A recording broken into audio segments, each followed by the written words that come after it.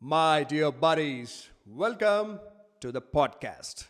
So, this is the first podcast that we are doing where we are going to be talking about life, the most interesting topic which everyone should talk.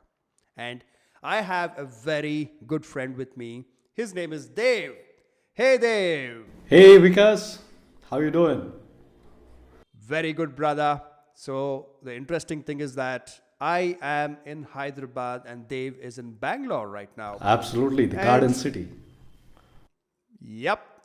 And with the use of technology, we are able to do this podcast. So today, uh, I'm going to give an introduction of what I do and what Dave does because many of the viewers probably do not know much about us.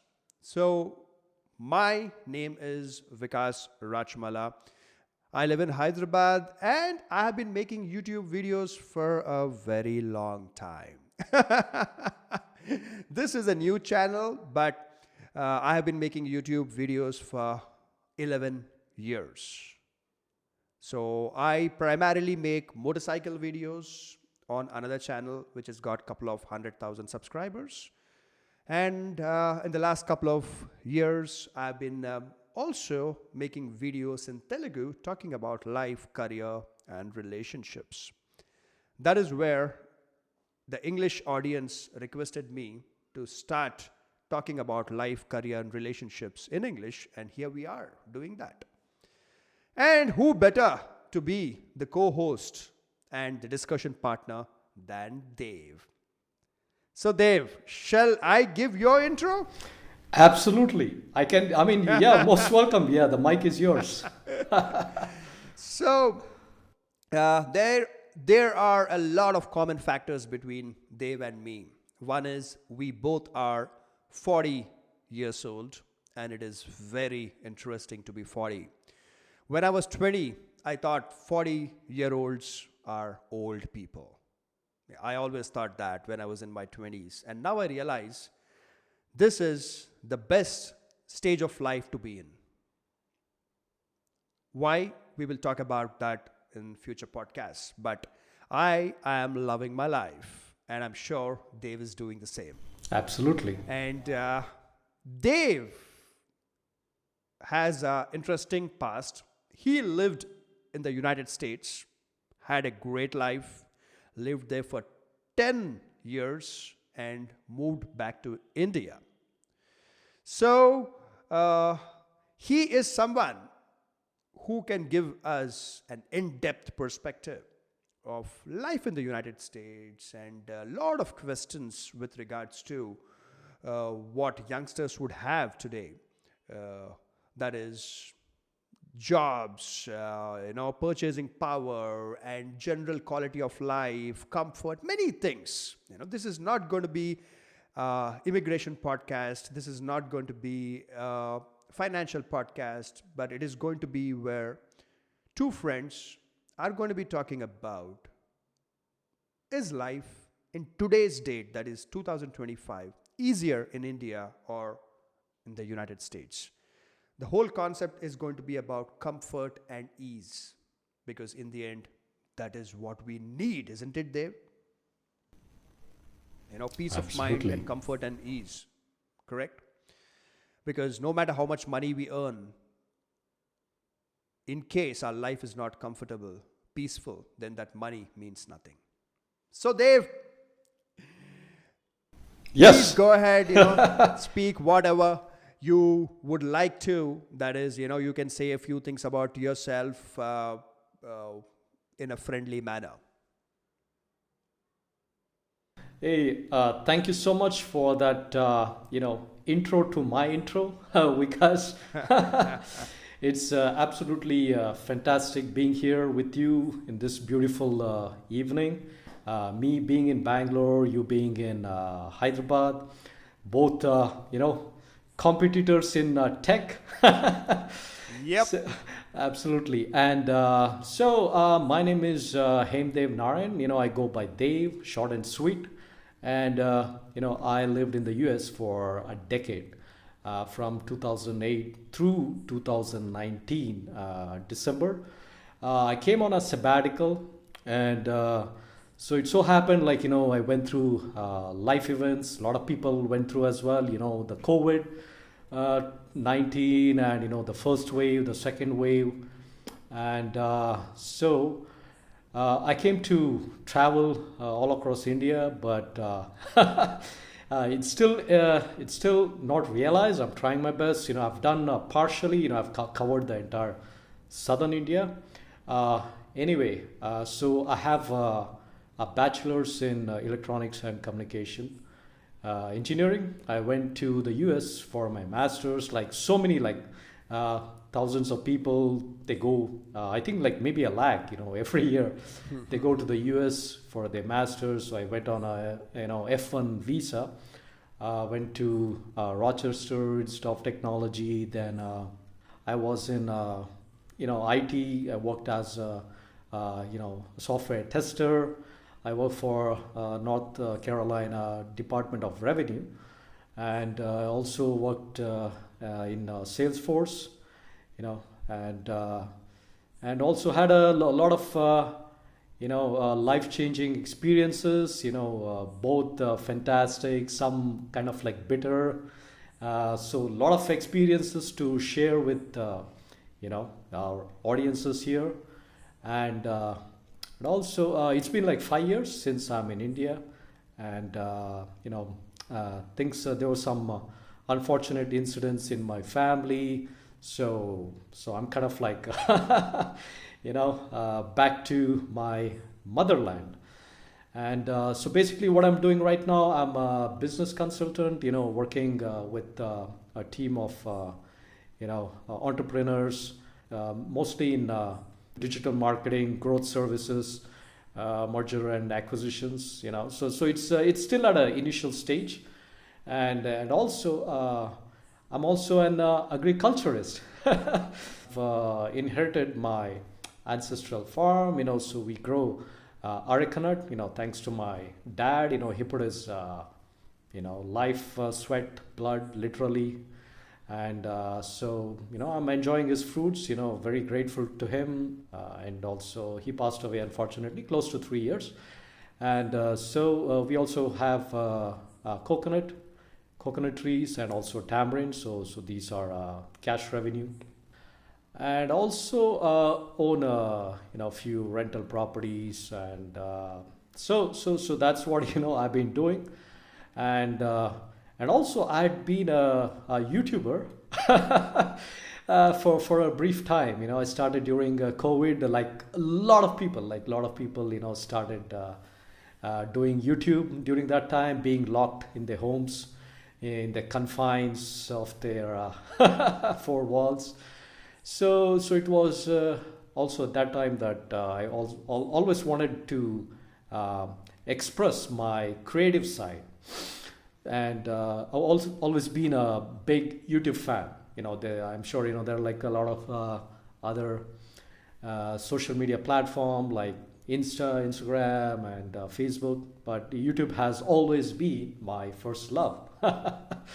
So I used to follow a lot of content creators, especially motovloggers, and so I've been following Mr. Vikas for quite quite some many years, and absolutely love this person. Fantastic guy, so affable, down to earth, speaks impeccable English, top notch in everything, articulation, and so we met because over a consulting call, or a business call, and stuff like that, and we became fast friends, and we vibed really great, and so here we are to talk about life with the one and only Vikas Rajamala. Wow. Thank you so much, Dave. That was very well explained. So, for the audience who is watching me for the first time on YouTube, well, I do YouTube, and I also am an IT professional. I'm a functional head uh, for global international client support for an IT company in Hyderabad. And I have had a very stable job for 16 years now.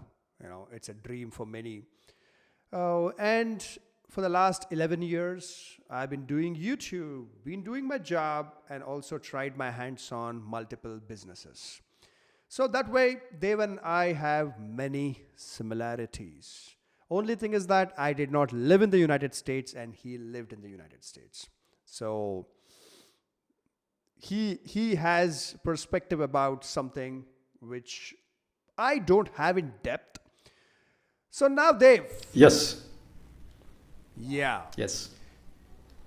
So today, the main topic is yes, we do agree to the fact that in the last 20 or even 30 years, United States was or has been the go-to place for anyone trying to make it in their life.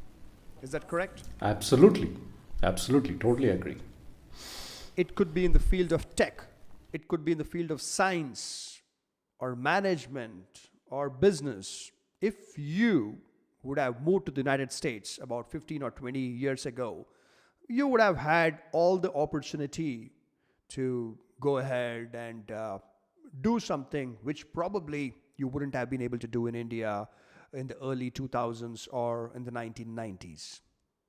But today, 2025, the India that we are seeing is very different. Now, this is the first question that I would like to ask you. That is, you left India in the year 2008. Is that correct? Absolutely. 2008, August 21st, I guess. That is also my birthday month, August. So, so you got back to India in 2019.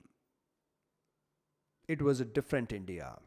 So now I would like to know from you what were the major changes that you felt in 2019 after getting back to India?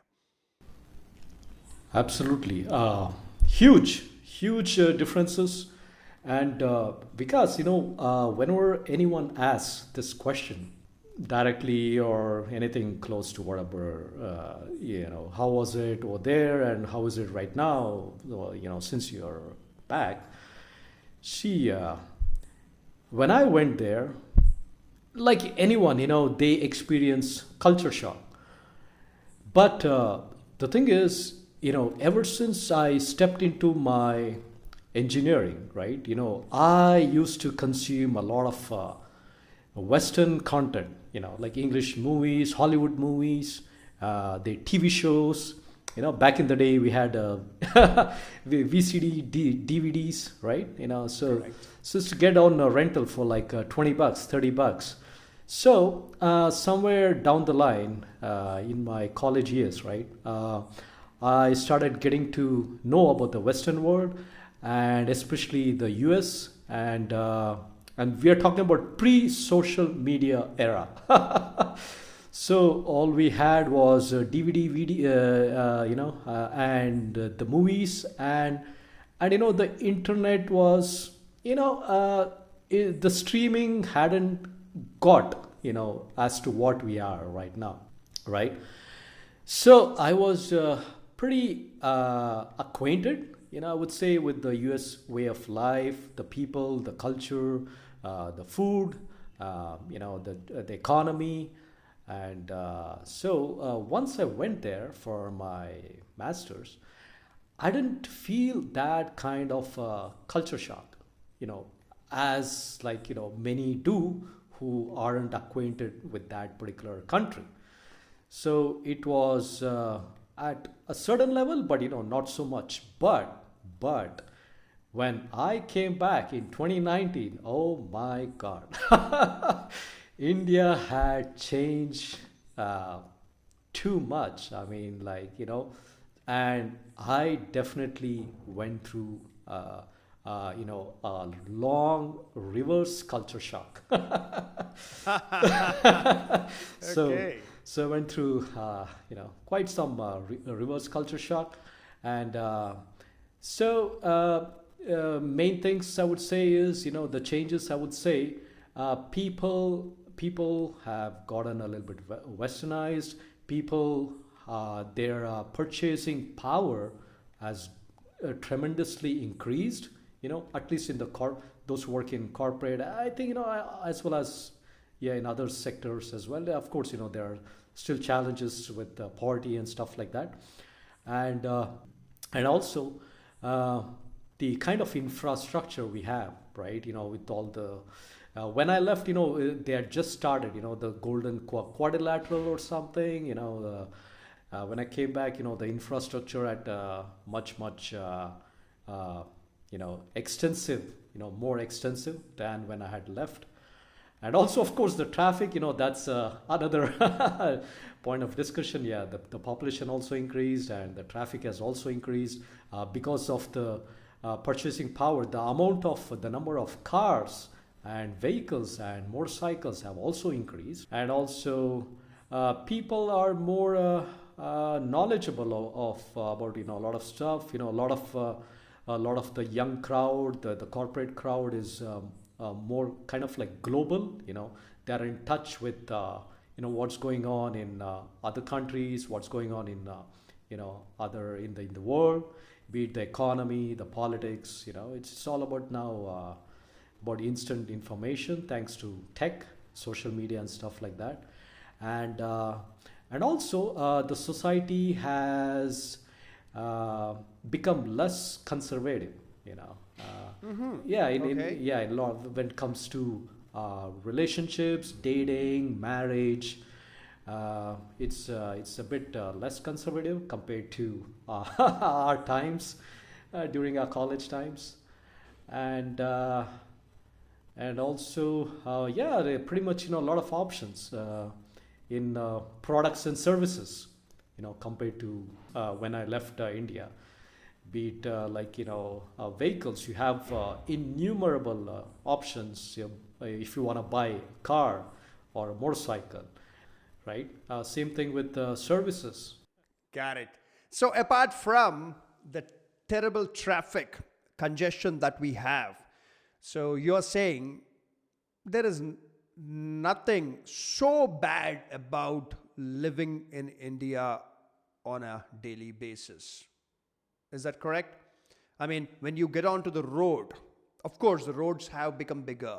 We have better outer ring roads, and even within the city, uh, the surface of the road and a lot of things have got better, but on the same hand, the population has increased tremendously. So, because of that, the congestion is there, and even the general sense of driving and riding on the roads is something debatable in our country. But apart from that, you're saying that, well, there is no real issue living here and living your life on a day to day basis for someone who would move from USA to India. Is that correct? Yes, absolutely. Because I'm also a part of a few social media groups where, it helps people who want to relocate to India from the US, or for that matter, any other country, for Western countries. A lot of people, have moved, who had moved during my time 10 years ago, 15 years ago, 20 years ago. And, they have, I can see the pulse, in them. And I can, you get a lot of things which, you get in the West, in India. And a lot of things are Yeah. for a fraction of cost. And some of the things, some of the things like, you know, services like which requires human labor. It's much cheaper here, because the salary is being so high. For example, you wanna fix a you wanna fix a flat tire. You just go take your car. It's like just like what, like 100 or 150 bucks or something, True. here. Yes. And there I think most people, I mean, some people would do by themselves, or if they take, it would be Correct. like a couple of dollars, like maybe $20 or $30 or something, which is converted to rupees, which is pretty high. And same thing with food. Same thing with food.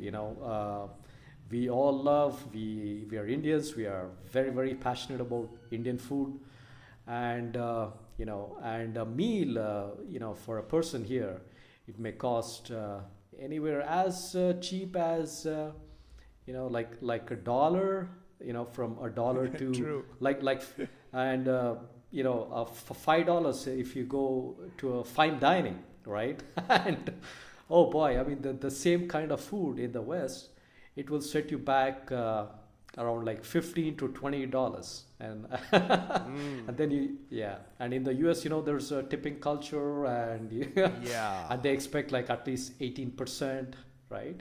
So Wow. 18%, 18%? just like GST here, but but then the waiters, they expect minimum like 18%. I mean, so anything below Mm. 15, they might feel, they might show their frustration, I guess.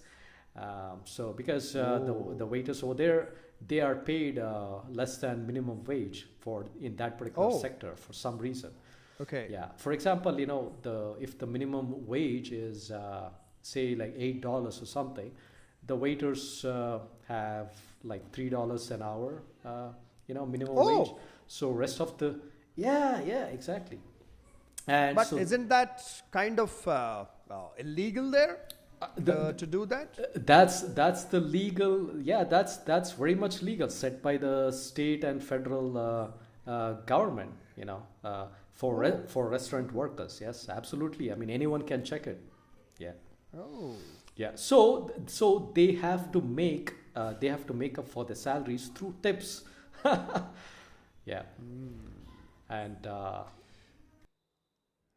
A very, very critical point what you mentioned right now, because the since this whole topic is about ease of living and comfort of living, uh, India versus United States. Now, I will give you an example of the way I live my life. Okay, I am making an income which puts me into probably the top 1 to 2% of salaried professionals in this country. But again, it doesn't make me rich by any standards. Uh, so again, if you convert it to dollars, it's hardly anything. In USA, I would be dirt poor. I would be, extremely poor if I lived in Manhattan or somewhere. But here, living in a metro city like Hyderabad, which offers everything that you can think about in terms of facilities, luxury, services, I get to live an amazingly good life and also provide to many other people who are dependent on me. I get to ride multiple motorcycles. I own about more than 10 motorcycles, which is a dream to have in the United States, because the cost of ownership, including insurance and all of that, is very expensive there, correct? Yeah, even getting it serviced by a technician, for an example, it's going to be very expensive in the United States. So here I'm able to afford so many motorcycles. And I get to live a life where now I'm doing this podcast. The moment this podcast ends, there's a bar nearby. I simply walk down to the bar, and everyone knows me there. They kind of salute me. My table is ready, and they know what I drink. They get it to me to the table. I enjoy my 2 or sometimes even 3 beers. I have a small snack, and the bill is only 1,000 rupees. And I'm not talking about a cheap bar, I'm talking about a dignified bar with air conditioning. And I get to do this whenever I want, literally whenever I want, because it is so cost effective for me to do it.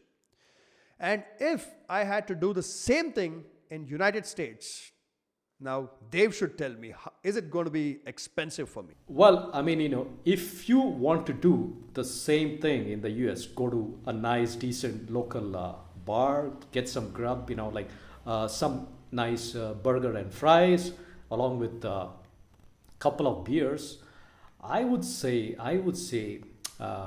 they would charge maybe like six For a to eight pint, dollars not a for full a bottle. pint of Yeah. beer for a pint, not a full bottle. So it's like Correct. what, like two pints Yes. make a full bottle of beer. So I think people hardly consume or Correct. rarely you get a full bottle over there. It's all pints over there. So a bottle would be like two pints over there. So you're talking about just for the beer, like two pints, which is a bottle here. It would set you back, say, 12 to Wow. $16. Okay, and the bartenders, they would expect to be Wow. tipped for Every every pint. drink, Now, at least a dollar or something. Yeah, kind of like, yeah, every pint. So it's like a dollar, add a dollar to each pint. So do the math, like close to like 16 to 18 bucks just for the pint.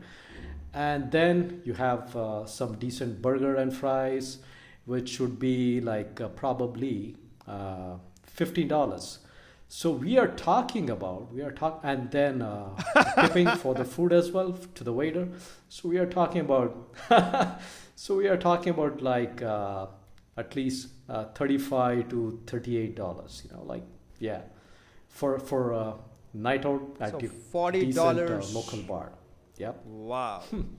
So 1,000 rupees versus $40. Now we have almost got to a stage where dollar is getting close to 90. So it's like this calculation of 1:4 purchasing power, I think is fair, is accurate in many situations. That whatever cost $1 in India would cost about $4 at least in the United States. Is that correct? Yeah, I think for the most So, part, yeah. someone who's earning 1 lakh rupees in India would have to earn at least 4 lakh rupees in the United States. So that is like $5,000 to $6,000 take home to live a similar lifestyle. Is that correct? And now, please Yeah, let me yeah, know, earning I agree to that. $6,000 take home, is it very easy in the United States? $6,000 a month take Post home. taxes, correct. Yeah, post taxes.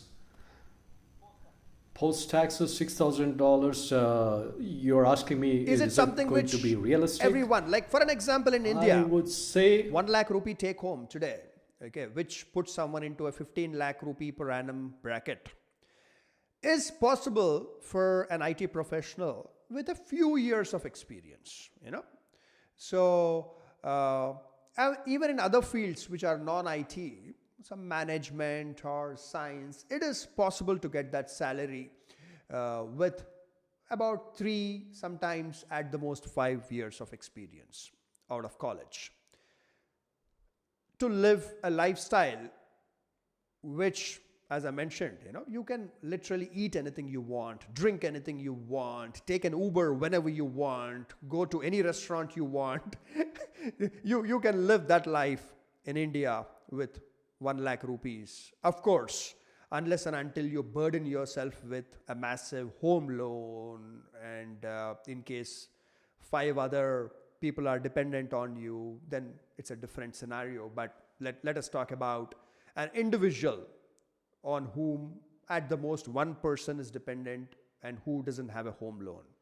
So uh, to live that life, someone has to earn at least four times more in the United States. So that puts them into a scenario where they have to earn 4 lakh rupees in the United States. So 4 lakh rupees is about $5,000 to $6,000. So to get a take home salary post taxes and deductions in the United States of about $5,000 to $6,000, is it easy? Is it something, every person who does a job in a company will be able to get? Yeah, because it's quite possible.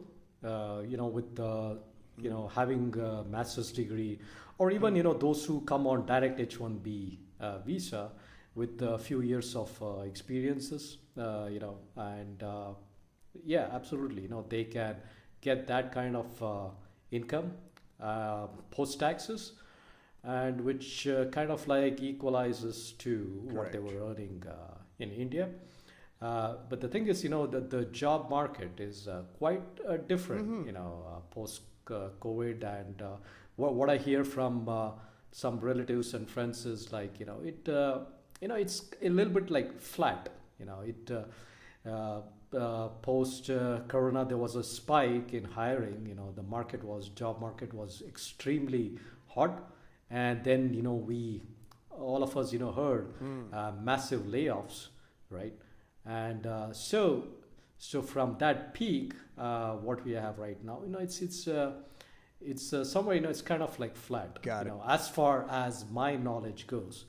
But until when I was living, it was pretty much doable with 2-3 years of experiences, and people have also gone into making more than that as well, and also the salaries vary a lot from say a city like New York City or Los Angeles or San Francisco, compared to what they might get in a much Yeah. a smaller city like Dallas or Austin. So there are a salary differential in play as well. So at the same time, you go to a smaller city again. The living expenses are a little bit less. So it Got kind it. of like I works always out. said one Yeah. thing, that in India, even if you are just about a middle class person, you can still live a very comfortable and easy life. But in the United States, to live a comfortable and easy life, you gotta be very well paid. Isn't that correct? Because you were mentioning about the job market being flat, people not able to get jobs, people losing jobs post COVID.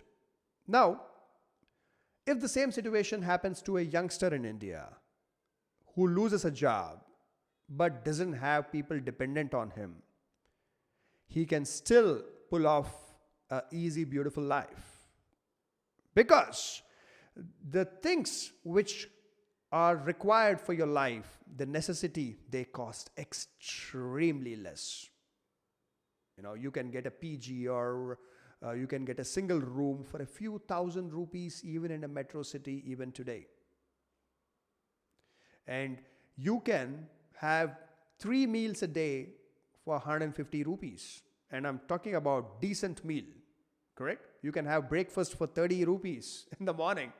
So, and health insurance, even today, health insurance is very economical for 5 lakh rupee health insurance or something like that.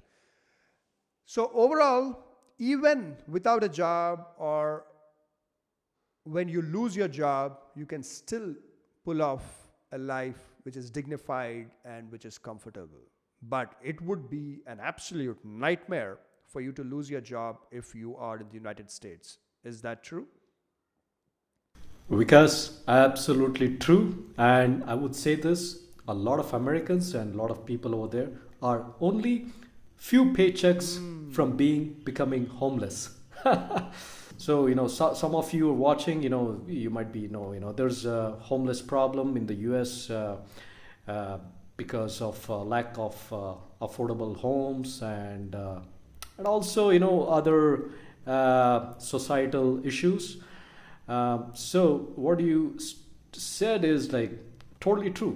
Somebody in India, right? He loses job. He can totally minimize his living expenses, and there are services which cost really really low in order for you Correct. to get through that phase until you get a your next job or a better job, right?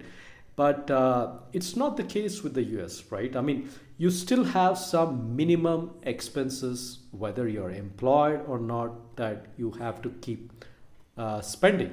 For example, in the US, you have a different law and order situation, and you just cannot move into low income neighborhood over there like you can do over here. You can, but you cannot because of Yeah.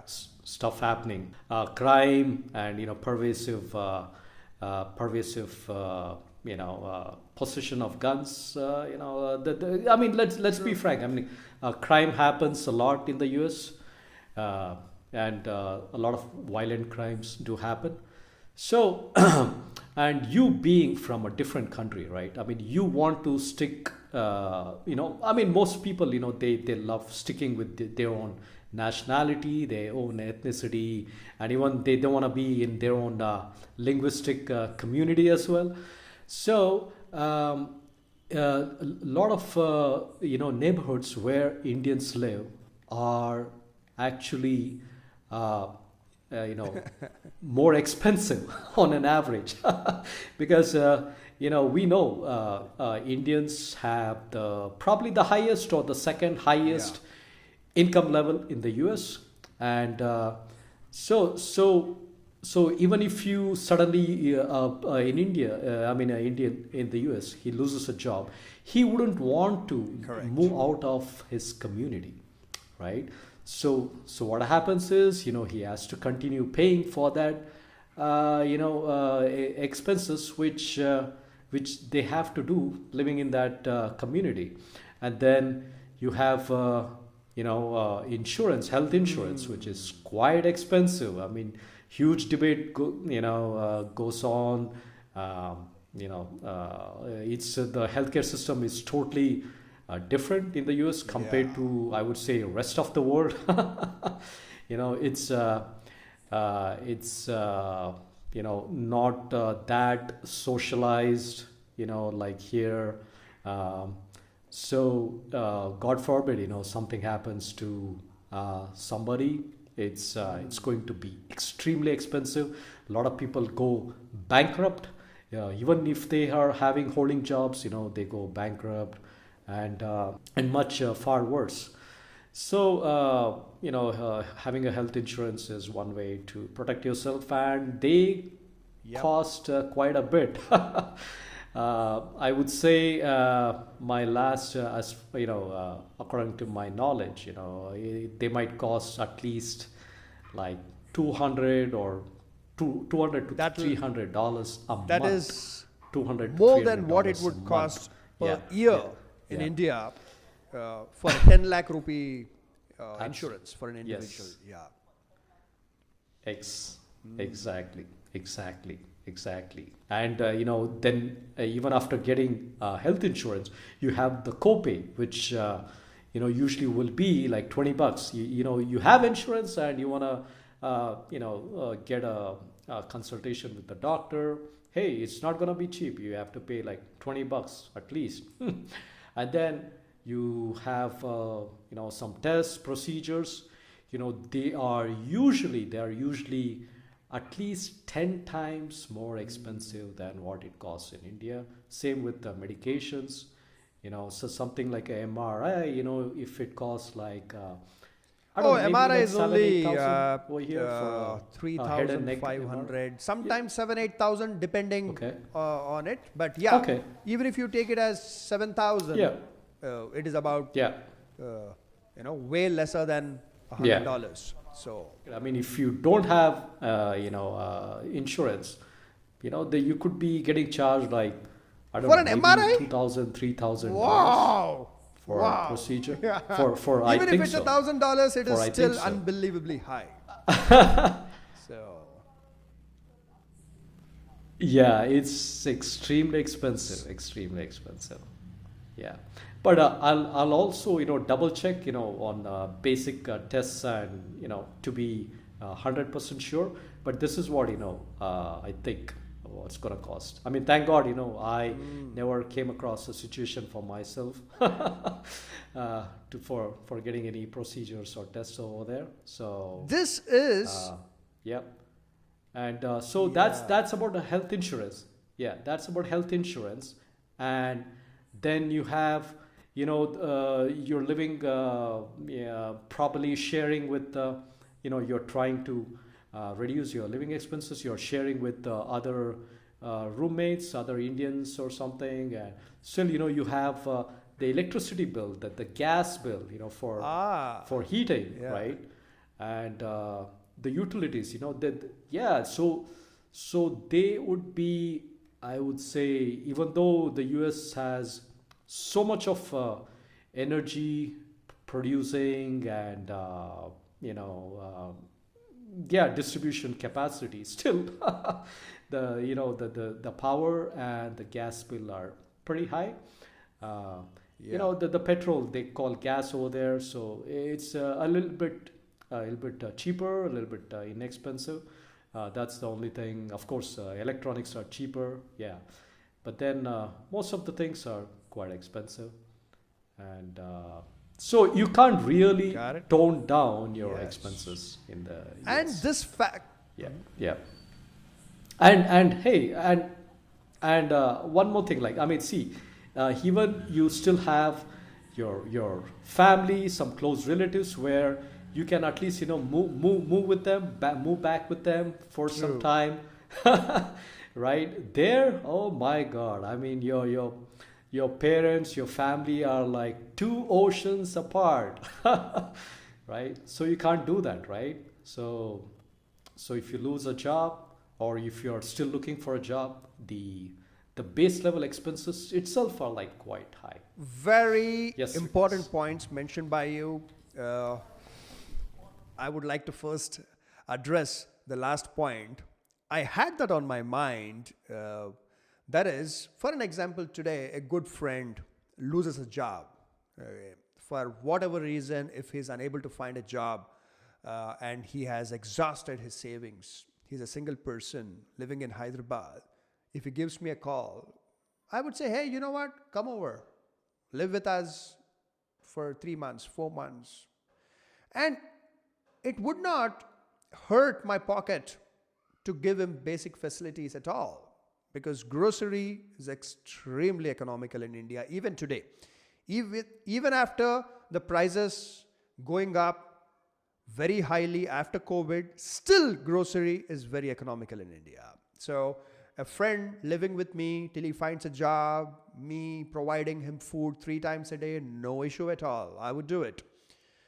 And now we are talking about utility. Electricity is still considerably economical in India. So, and plus privacy and all of that, although I'm a very private person in many ways, but I don't have a problem friend living in my house. I would enjoy it. I would have a beer with that person every single day. So, uh, yes, that support structure is very much available in our country, the social support structure. Uh, and with regards to the medical matter, now here it is a very, very critical thing, because I personally had uh, experiences